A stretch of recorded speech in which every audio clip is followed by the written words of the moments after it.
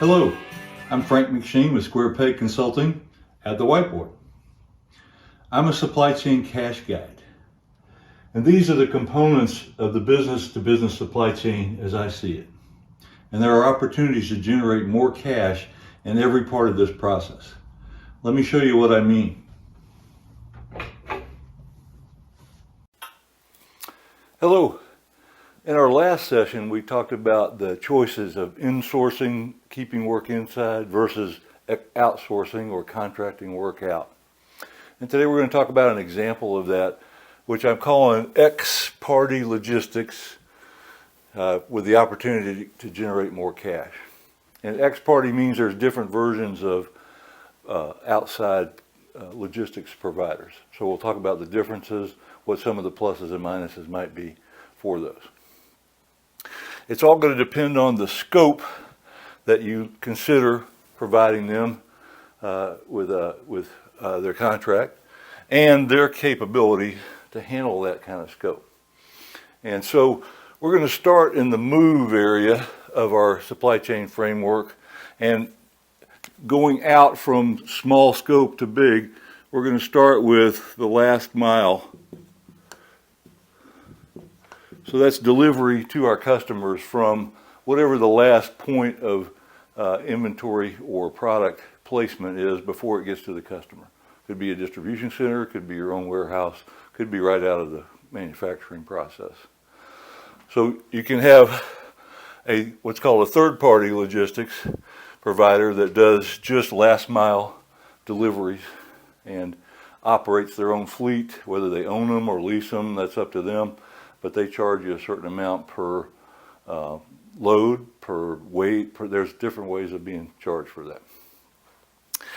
You can have somebody who is operating the distribution center at that last, and from there they also deliver the last mile. So they do both of those.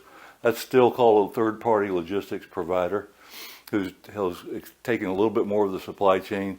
They're managing the inventory right before order delivery up to that point.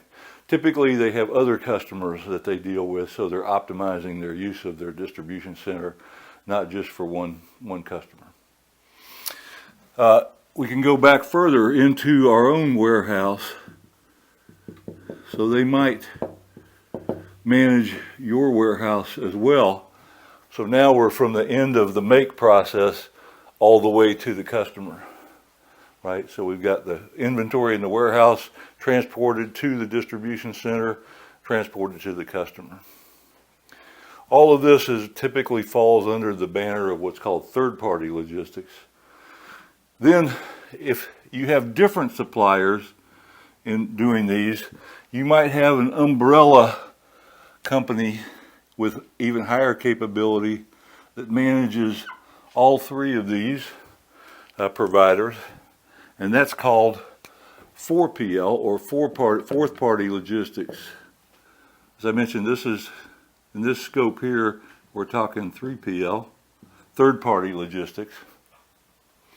If we have somebody who's managing a number of these people for you, that's getting into the fourth party logistics. They're an independent firm overseeing and trying to optimize the use of all these other resources, outsourced resources.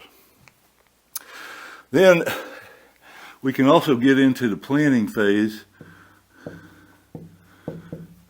like we see up in here, which could include inventory planning, could include production planning and scheduling. And they really are now moving into not only the planning process, but all the way really into the make process. And so they're well entrenched way up into your own internal processes. And that group, that type of scope is newer, and it's called fifth party logistics, 5PL. And so this really requires the highest level of capability. They've got to be experts in all three of these areas, the traditional 3PLs.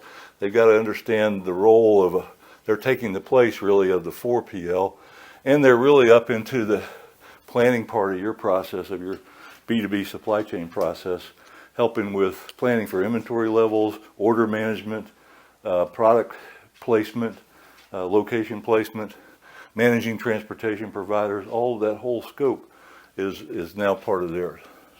And so that takes a lot of capability, takes a lot of trust built between the two parties, yourself and your outsourced partner. The one thing I want to caution you on that you can never outsource, and that's the accountability to your customer for good service. Even if the mistakes happen along the way, you can't go blaming them to your customer. In the eyes of the customer, you're responsible for getting your product to them on time, in the shape you said it was, at the right price, et cetera, et cetera, et cetera. So a perfect order is your responsibility, not the responsibility of the outsourced person. So that's the one thing you cannot outsource, but you can outsource capabilities that you may not have. You may want to focus your efforts on the make process or the selling process or the order management process. You're good at buying, those kinds of things. Focus on those.